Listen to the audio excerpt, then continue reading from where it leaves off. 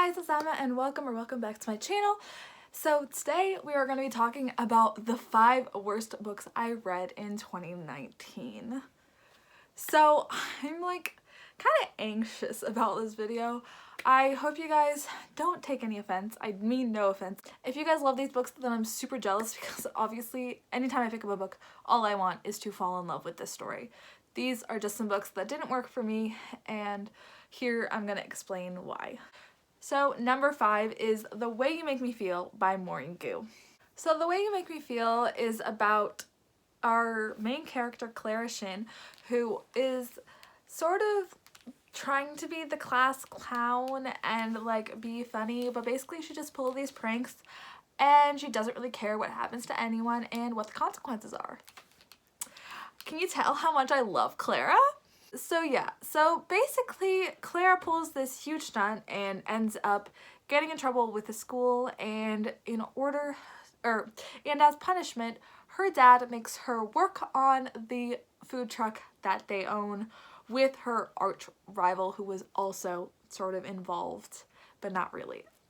Read the book if you want, I guess. But basically, I hate this main character. So this main character only cares about herself, doesn't care about any of the repercussions of her actions, and will not change. So even at the end of this book, she does this huge stunt and doesn't care about how that makes her father feel, doesn't care about the ramifications of anything, and still doesn't really apologize and doesn't change. Like, there's no like big arc, and at the end she's like, oh, I'm a better person now, I won't do these things. Like, she still is doing them at the very end of the book. And frankly, the only reason this book got a 2-star instead of a 1 was because I love food trucks. I loved the food truck element of this. I had just watched Chef, the movie, which is about a food truck, and I wanted more. So I read this book and then I hated this book. But yeah, also I am looking at my reviews because some of these books, like this one I read so long ago, I don't really remember all of the details, especially the character names, because I'm horrible at character names. But yeah, so basically it was a quick read, but I hated Clara and I couldn't stop getting annoyed by her. So number 4 on my list of the worst books of 2019 is The Merlin Prophecy, Avalon High #1, the graphic novel by Meg Cabot. So Avalon High is one of my favorite Disney Channel movies of all time. And so when I found out that there was books based off it, I was like, oh my gosh. And when I found that in my bookshelf from random people at church, because they know I love books, that I had a graphic novel version, I was stoked. But this book was horrible. I gave it 1.5 stars, which is very generous, because literally nothing in this book made sense, and like nothing happened. This just felt very short. Like, it ended in the middle of the story. Like, there was just nothing. There was no end point, there was no story arc, nothing, no. And I think that maybe you're supposed to read this after reading the novelization, which I think is just called Avalon High by Meg Cabot. I don't know. But yeah, this did nothing for me. No, didn't enjoy it. It's just what it is. But definitely go watch the movie and don't read the graphic novel. Maybe read the book. I don't know. I don't think I'm going to read the book now that I've read this and didn't like it. And I haven't read a Meg Cabot book since I was like 12 and read The Princess Diaries, so I don't know. So next to number 3, we have Looking for Alaska by John Green. Okay, please don't be mad at this one. So I read this because the Looking for Alaska Hulu show was coming out, and my boyfriend at the time wanted to watch it and said he loved Looking for Alaska. So I read this, and at first I gave it I think 3 or 4 stars because I felt bad and wanted him to like me. But then once we broke up and stuff, I was like, I hated it, and I'm giving it 1.5 stars. So this is about our main character, Miles, who ends up, after like going to high school, like public school his whole life, transferring to the private school that his dad went to. And when he gets there, he makes some interesting friends. One of which being this girl named Alaska, who he really doesn't know that well. But when something happens to Alaska, he freaks out. I think it's obvious Looking for Alaska. They're gonna look for Alaska. basically, I originally rated this 3 stars, but then I lowered it because because not just I felt pressured by this guy, but also everyone on the internet seems to love this book. But I've lowered it because I've noticed recently in John Green's writing that he likes to objectify women's bodies. Now, I understand the timing of this, and it was kind of normal, but how many times he was just like staring at her boobs or staring at her body. Like, I don't want to read about like this 16-year-old boy Googling at this sick other child. Like, no, that's not. Maybe it's also because I'm almost 23 years old. I feel a little gross doing that. But yeah, I just felt like he didn't know her at all. And he was like, I'm in love with her. Like, she's so cool. I'm so jealous. She has this boyfriend, like, blah, blah, blah. And yeah, I just couldn't get over the objectification and sexualization of Alaska as a character. And the fact that he doesn't even know her, but is obsessed with her. And thinks he knows her. And has made this, like, version of her in his head. But even he admits that a little bit towards the end. But it's just like, ugh. No. There was also just cheating in this book along with something else that I don't really... Okay, this is a minor spoiler, so like skip 40 seconds if you don't want to hear this.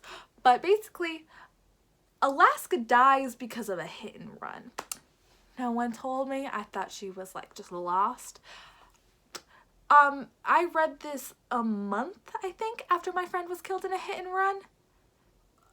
So that wasn't good timing, and it was just not good for me. So I do think that part of it is just like timing. Like, this was not the time to be reading this book for me. I still don't think I would be able to read this book and anything that has to do with that again. Like, I just like started bawling. Like, it's just not okay. But I really didn't enjoy that was the plot point. It just, yeah, triggered me. I also can't stand cheating in books. It's literally one of my biggest pet peeves, which I learned this year. I did not know. So I will be more careful selecting books in 2020. But yeah, so that already was going to bring it down a star or so, because that's just how it tends to be working out. Because I don't enjoy cheating being used as a plot hole. Again, that is something because I was cheated on. I just don't appreciate it. So I understand it's real. I understand that in a lot of aspects it could be actually happening, but doesn't mean I want to choose to read about it. And number 2 is The 7.5 Deaths of Evelyn Hardcastle by Stuart Torton. Torton? I don't know. Basically, this book has gotten a lot of mixed reviews, but I hated it. I gave this 1.5 stars again, I think, or no, I lowered it to 1 star. I've lowered this book's rating so many times I can't honestly remember. But I read this 17 or 18 hour audiobook when I was had a concussion and literally couldn't do anything else. So yeah, a little frame of reference of what my mindset was like. So basically, I enjoyed the premise of this book, which is this person goes to this like party and Evelyn Hardcastle dies, and every day this person wakes up in a different body until he can try to figure out who is killing Evelyn. But basically, this book was just too stinking long. This book was like 600 pages or something. Let me check. I have my Goodreads up. Okay, it says it's 432 pages, but it was a 17-hour audiobook, so it was long. Okay, so I listened to audiobooks at 1.25 speed at this point, so this book was still 13.6 hours at this sped up pace, okay? I constantly would feel like we were almost at the end. We were getting somewhere, and then there would be 6 hours left, or 4 hours left. And I was just like, how? Like, you are just continuing just to the sake to continue, because, like, I feel like we're there. We're like, I felt like I was like 50 pages from the end when I'd be like 250, you know? Also, the final reveal made no sense at all. And the like evil character literally had to like do a huge spiel explaining everything because it made no sense. When you have to do like the whole like, I'm an evil villain, here's what happened, that means you didn't show me enough for me to get what was happening. I didn't like see what was happening until it was happening, you know? So I don't enjoy that. I feel like I'm getting really amped up, so I'm gonna try to calm myself, but Sorry. It also felt like there was just a lot of useless information that was obviously trying to confuse us and just made the book way too long when it didn't need to be. I feel like we didn't need to have to be in all these different bodies. There was also one character who was like fat, and this person was constantly being tormented, and when he was in this body, he was like she's so fat, she's a whale. Like, I don't remember all the quotes, but April from April is Maximus also talked about this, so I will try to link her channel down below so you guys can find that video. But basically, when she read some of the sections of this out loud and I remembered them, I was like, how could I give this book more than 1 star? Like, as a person who is like mid-size, plus size, like, I don't really know. I'm in the middle. I was extremely offended. I'm not saying that this author is fat phobic, but that's kind of how it came off. I don't know. This character was very fat phobic, I can say that, and it was disgusting the way that this was written. Like, it was disgusting the way he was talking about this woman's body and the way it felt for this person to be in this woman's body, and it was just, I hate this book, clearly. If you're wondering what number 1 is, oh, just you wait. And the number 1 worst book I read in 2019 is, drumroll please, I can't do a drum roll, Vampire Academy by Rochelle Mead. So this is another book where I think I'm just too old to be reading this. So I gave this 1 star. If I could have given it a 0, I probably would.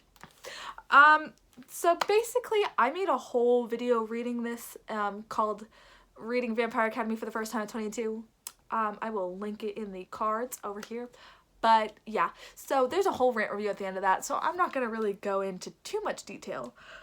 But basically, there was way too much girl on girl hate in this, and things that made me feel uncomfortable. There were trigger warnings. There are trigger warnings for depression, self-harm, girl on girl hate, slut shaming, and something that is sexual, I would consider probably sexual assault. So yeah, a lot of very triggering things, and I was just reading this thinking, my sisters are 17 years old. Would I want them reading this?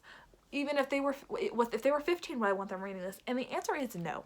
I don't want my little cousins reading this. I don't want my sisters reading this. I do not think reading about girl on girl hate and all of these other things, and the romance in here between a teacher and a child was not okay. Things that are happening are not okay. Like I said, link to the review will be above. I know this is a soft spot in a nostalgic read for a lot of people, and I don't want to try to like steal that from you or anything. Like, if you like this book, like, again, I wish I did, but I don't. So yeah, so I don't really know how to, I want to kind of like end this on a high note, but I don't really know how to. But those are my 5 worst books I read in 2019. Again, I hope I didn't offend anyone. Like I said, I hope you guys enjoyed these books, because if you enjoyed them, that's amazing. Again, anytime I read a book, I'm wanting to love it. I do not want to go into a book to hate. I do not hate read on purpose. When I picked up Vampire Academy and I made the whole video, it's because I thought I was going to love it, because I loved Twilight as a kid. So, just another disclaimer. I'm done giving disclaimers. I'm gonna go. But I hope you guys enjoyed this video. Please like it and comment down below if you did. And tell me what your worst book of the year is. Maybe it's one of my favorites. You never know. And I'll see you guys in another video soon. Bye!